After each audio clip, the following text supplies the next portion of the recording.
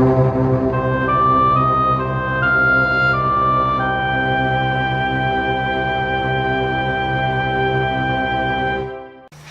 everyone, it's Mark the Movie Man, and yes, today you're going to learn the penalty I pay for getting 3 of my 6 Oscar predictions wrong. Let's get it fired up.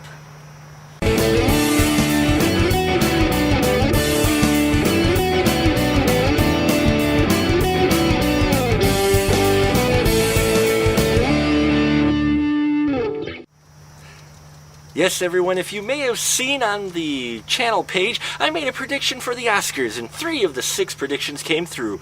And so I have to pay the penalty for those 3 that I got wrong. And my penalty was, yes, a double feature of Gigli and the Psycho remake. I know, very scary, very tough to get through, but I did it, and I'm going to tell you about both these wonderful pieces of trash. Okay, folks, first off, let's start off with Gigli.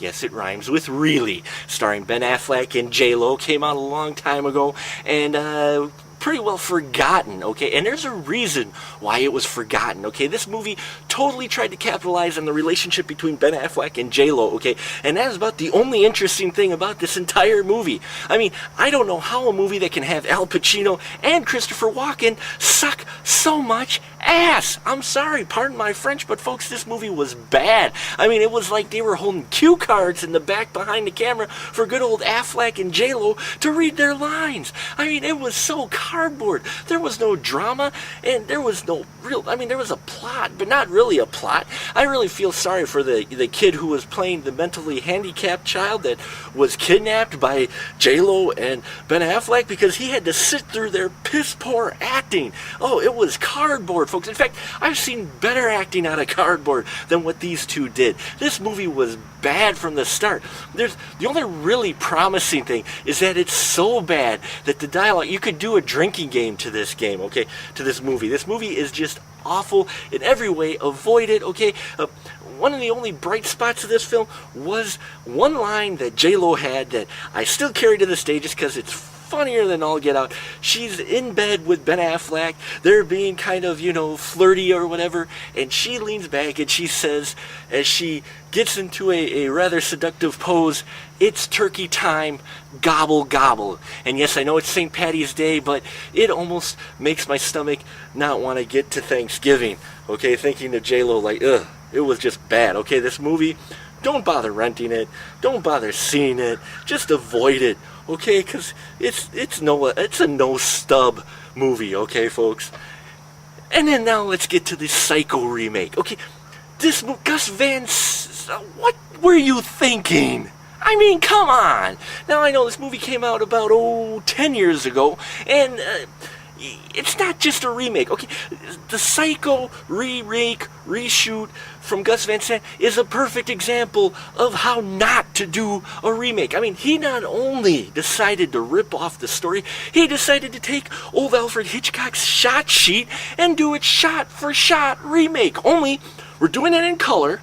We're putting actors that look nothing like the originals, and when we get to the important kill scenes, we decide to throw in our own little artistic thing to it, totally screwing up classic shower scene and the scene where Pendergast gets it, okay? William H. Macy couldn't save this film, okay? You have Julianne Moore, and yes, an early pre-Lord of the Rings Viggo Mortensen. I don't know if he just needed the money, if it was that hard up or what.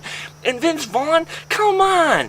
He is not Norman Bates, okay? He is too good looking, and you can't get swingers out of your head whenever you see him, okay? He doesn't play creepy very well, okay? And then, with this remake, oh yeah, they totally twisted Norman Bates' character and made him even more pervy. Why? Just to modernize him? He doesn't need modernizing, okay? He's a classic horror figure, okay? You don't do that to him. You don't have him with sound effects while he's watching Marion get undressed, making, nasty little personal enjoyment noises. That's wrong, okay?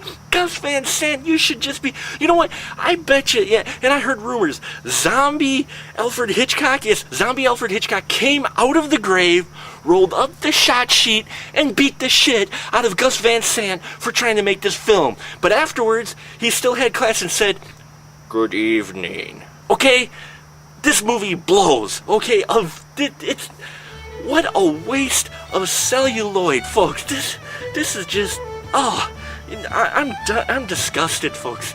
I think I'm gonna go eat my brisket and drink some green tea or beer or something green.